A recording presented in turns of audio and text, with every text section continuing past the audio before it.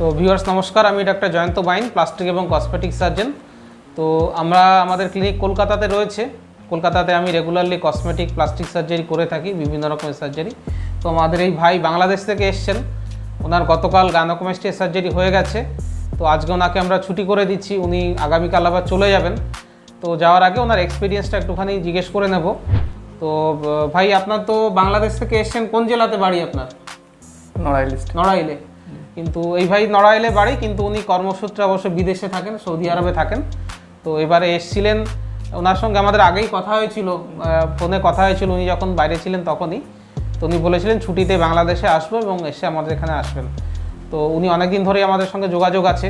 তো ভাই এই যে ফোনে যোগাযোগ হচ্ছে, ধরুন হোয়াটসঅ্যাপে আপনি ফটো পাঠিয়েছেন, আমরা কোন গ্রেডের হবে, কত খরচ হবে পাঠিয়েছি, কমিউনিকেশনে কোনো অসুবিধা কখনো হয়নি তো? না স্যার, না, যোগাযোগ ব্যবস্থা ঠিকঠাক ছিল। তো মোটামুটি যখন প্রশ্ন করেছেন উত্তর সময় মতো পেয়েছেন? জি স্যার, যখনই ফোন দিয়েছি আপনাদের পেয়ে গেছেন। আচ্ছা, তো আমাদের ইউজুয়ালি আমরা সকাল 10টা থেকে বিকেল 4টে সবসময়তেই ফোন ধরে নিই। তারপরেও অনেকে হোয়াটসঅ্যাপ করেন, কল করেন। আমি ইউজুয়ালি নিজে সমস্ত ফোনের যে লিখিত উত্তর সেগুলো আমি নিজে দিয়ে থাকি। ফোন কল অবশ্য আমাদের যারা পেশেন্ট কোঅর্ডিনেটর আছেন, তারা অ্যাসিস্ট্যান্টরা রয়েছেন, তারা ধরেন। তো এই ভাইয়ের জাস্ট জিজ্ঞেস করে নেব, কি আপনি কেন করালেন ভাই, কি অসুবিধা মনে হতো? স্যার সমস্যা এটাই ছিল, ওই বাইরে একা একা গোসল করা যেত না। আচ্ছা, খারাপ লাগতো? হ্যাঁ, খারাপ লাগতো। তো এটা সোশ্যাল প্রবলেম? হ্যাঁ স্যার। আচ্ছা, ব্যথা হতো কখনো? ব্যথা হয়নি। ইউজুয়ালি গাইনোকোমাস্টিয়া যারা আমাদের কাছে করান, দেখা গেছে যে 90% পেশেন্টদেরই জিনিসটা হচ্ছে যে ব্যথা নেই, কিন্তু ফোলাটা আছে বা দেখতে খারাপ লাগে। কিছু 10% পেশেন্ট থাকেন যাদের একটা কমপ্লেন থাকে কি স্যার ব্যথাও আছে। তো আপনার এই সমস্যাটা কত বছর ধরে হলো? মোটামুটি ক্লাস 9-10-এ যখন পড়েন তখন থেকে? জি স্যার। আচ্ছা, তারপরে কি বেড়েছে মনে হচ্ছে? বাড়ে নাই, ওরকমই আছে, কিন্তু একটা সমস্যা আর কি। তো এই হচ্ছে সমস্যা। গাইনোকোমাস্টিয়াটা ইউজুয়ালি যে মেল ব্রেস্ট বেড়ে যাওয়াটাকে গাইনোকোমাস্টিয়া বলে, সেটা নিয়ে আমার এগুলো নিয়ে ভিডিও আছে। অনেকে জিজ্ঞেস করেন স্যার কেন হয়। এগুলো কৈশোরকালীন অবস্থাতে যখন বাচ্চা 10 বছর বয়সের থেকে 20 বছর বয়সে ট্রান্সফার হচ্ছে, বডিতে বিভিন্ন রকম হরমোনাল চেঞ্জ আসে, আমাদের শরীর বাড়ে, বিভিন্ন জায়গাতে দাড়ি গোফ গজায়, গলার স্বর চেঞ্জ হয়, তেমনি অনেক সময় ব্রেস্ট টিস্যুটাও বাড়তে পারে। এটা একটা মোস্ট কমন কারণ। এটা একটা ফিজিওলজিক্যাল চেঞ্জ, এটা কোনো প্যাথোলজিক্যাল বা খারাপ জিনিস না, এটা ফিজিওলজিক্যাল চেঞ্জ। আর একটা, অনেকে মোটা হয়ে যান, ওজন বেড়ে যায়, সেক্ষেত্রেও চর্বি জমতে পারে। এটাই most common cause. Hormonal imbalance বা অন্য কোনো রেয়ার ডিজিজেস এগুলো ইউজুয়ালি নয়, এগুলো ইউজুয়ালি কোনো অসুখ নয়। তো কিন্তু দেখতে খারাপ লাগে, আমাদের সোশ্যালি অ্যাকসেপ্টেন্সটা খারাপ লাগে, সেই জন্য আমরা সার্জারিটা করি। লাইপোসাকশন করা হয় এবং গ্ল্যান্ড বের করা হয়। আমরা সাইডে 2 ফুটো করে লাইপোসাকশন করেছি আর নিপিলে কেটে গ্ল্যান্ড বের করেছি। তো এই সার্জারিটা আমি জেনারেল অ্যানাস্থেসিয়াতে করেছি, আন্ডার জেনারেল অ্যানাস্থেসিয়া করা হয়েছে। তো ওই ভাইকে জিজ্ঞেস করি কি ভাই, সার্জারি যখন হলো গতকাল, প্রায় 1.5 ঘন্টা মতো লেগেছিল, তো আপনি কিছু বুঝতে পেরেছেন বা ব্যথা লাগেনি তো? কিচ্ছু বুঝতে পারেননি? মানে অপারেশনের আগে ঘুমোলেন, আবার ঘুমিয়ে থেকে উঠে দেখলেন ঠিক হয়ে গেছে, তাই তো? Surgery complete. আচ্ছা, কোনো ব্যথাটা কিছু টের পান নাই? তো এটা একটা সুবিধে জেনারেল অ্যানাস্থেসিয়াতে করা, কোনো কিছু টের পাওয়া যায় না, সমস্ত কিছু অজ্ঞান অবস্থাতেই থাকে। তো কালকে তো রাতে আপনি আমাদের এখানে ছিলেন, রাতের বেলায় ব্যথা বা অসুবিধে? একদম ব্যথা হয়নি? আচ্ছা, এই ভাইয়ের অ্যাকচুয়ালি ব্যথা না হওয়ার কারণ আছে। এই ভাই না, প্রত্যেক ভাইয়েরই আমাদের সার্জারি পরে ব্যথা হয় না, কারণ ফুল অ্যানাস্থেসিয়া করলেও আমরা যে টিউমিসেন্ট ফ্লুইডটা দিই, যেটা ফ্যাটটাকে গলাতে সাহায্য করে, ব্লিডিংটাকে বন্ধ করতে সাহায্য করে, সেই টিউমিসেন্ট ফ্লুইডের মধ্যে অ্যানাস্থেসিয়া মানে লোকাল অ্যানাস্থেসিয়া ফ্লুইডও দেওয়া থাকে। ফলে সার্জারির পরেও কিন্তু ব্যথা হয় না, প্র্যাকটিক্যালি ব্যথা হয় না, হয়তো হালকা ব্যথা হয়। আজকে কিছুটা ব্যথা লাগছে না?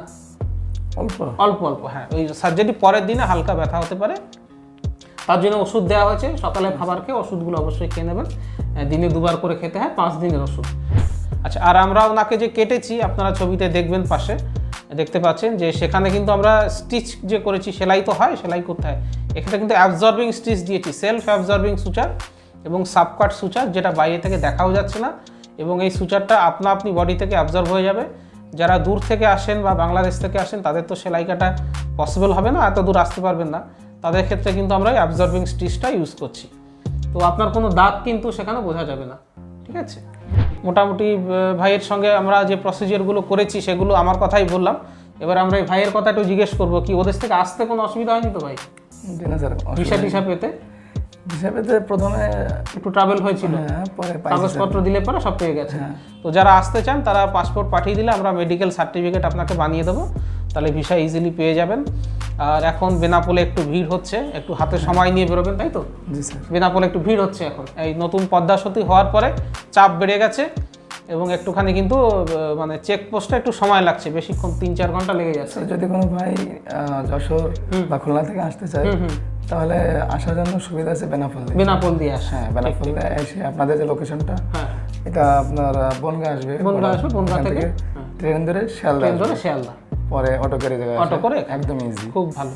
অনেকে স্যার অনেক রকম ভয় বলে, পায়, হ্যাঁ, আচ্ছা, তো এখানে আমরা আগে ভিডিও দেখছি, হ্যাঁ আর আসার পর আর অনেক ভালো লাগছে। ভালো আমাদের লাগছে, আচ্ছা প্রত্যেকটা প্রতি যারা কাজ করছে অনেক সুন্দর। আচ্ছা, নিজের বাড়ির মতো মনে হচ্ছে, তাই তো? হ্যাঁ, স্যার। আমরা অ্যাকচুয়ালি ক্লিনিকটাকে সাজিয়েছি সেইভাবে যাতে পেশেন্টটা কমফোর্ট জোনের মধ্যে থাকতে পারে। আমাদের ক্লিনিকের স্টাফ যারা রয়েছে তারা আপনার সঙ্গে ভালো ব্যবহার বা জি স্যার। খুশি আপনি? জি। আচ্ছা, তো ভাই তো বলেই দিলেন ওনার এক্সপিরিয়েন্সটা। আর যেটা করতে হবে, বেনাপোল বর্ডার থেকে পেরিয়ে বনগাঁ স্টেশনে আসবেন ট্রেনে, অটো করে। সব থেকে কম খরচের রাস্তাটা আমি বলছি। বনগাঁ স্টেশন থেকে টিকিট কাটবেন, 15 বা 20 টাকা মতো নেয়, একদম 20 টাকা নেয়, ইন্ডিয়ান 20 টাকা নেবে। 20 টাকাতে বনগাঁ স্টেশন থেকে শিয়ালদা চলে আসবেন। শিয়ালদা স্টেশন থেকে অটো পাল্টে আমাদের এখানে আসতে আর 50 টাকা খরচ হবে। তো ইন্ডিয়ার মধ্যে বেনাপোল থেকে বনগাঁ আসতে কত নিয়েছে? 50 টাকা। 50 টাকা। তাহলে বনগাঁ স্টেশন থেকে বেনাপোল থেকে বনগাঁ স্টেশন 50 টাকা, বনগাঁ স্টেশন থেকে শিয়ালদা 20 টাকা, 70 টাকা, আর এখান থেকে বোধহয় আর 15 30 টাকা। তো 100 টাকার মধ্যে কিন্তু আপনি বেনাপোল বর্ডার থেকে আমাদের ক্লিনিকে চলে আসতে পারবেন। আর এখানে আসলে পরে আমরা অবশ্যই খুশি হব। আমরা চেষ্টা করব আপনাদের বেস্ট সার্ভিস দেওয়া। আমি যতটুকু ভালো জানি, যতটুকু ভালো বুঝি আপনাদের জন্য সেটা আমরা করব। আর এই ভাইয়ের এক্সপিরিয়েন্সটা শুনলেন। আর আমাদের যারা ফোনে সবসময় আমার অ্যাসিস্ট্যান্টরা থাকেন, তাদের কাছ থেকেও অ্যাসিস্ট্যান্ট আপনারা পেয়ে যাবেন, যে কীভাবে আসতে হবে না হবে। পথে যদি কোনো অসুবিধা হয় সঙ্গে সঙ্গে ফোন করবেন, আমরা যেভাবে আপনাদের ইনস্ট্রাকশন দেওয়ার দিয়ে দেবো। আর আমি বাইন ক্লিনিক কলকাতাতে রেগুলারলি গাইনোকোমাস্টি সার্জারি করি। বাংলাদেশ, ত্রিপুরা, আসাম, অন্যান্য রাজ্য থেকে, ওয়েস্ট বেঙ্গলের বিভিন্ন প্রান্ত থেকে পেশেন্টরা আসেন। বিভিন্ন ভিডিও রয়েছে, দেখবেন গাইনোকোমাস্টিয়া রিলেটেড, গাইনোকোমাস্টিয়ার pressure belt, chest drain, exercise কবে থেকে করবেন না, কী খাবেন না, সেইগুলো দেখবেন, অনেক ইনফরমেশান পেয়ে যাবেন। আর আমাদের সঙ্গে যোগাযোগ করতে হলে নিচে আমার হোয়াটসঅ্যাপ নম্বর রয়েছে, সেখানে চেস্টের ফটো পাঠিয়ে দিলে আমি দেখে কোন গ্রেডের গাইনোকোমাস্টিয়া কত খরচ, কী করতে হবে সমস্ত ডিটেলস বলে দেবো। ভিডিওটা ভালো লাগলে লাইক করবেন, শেয়ার করবেন, চ্যানেলটাকে সাবস্ক্রাইব করবেন। ভিডিওটা দেখার জন্য ধন্যবাদ, নমস্কার। ধন্যবাদ ভাই আপনাকে।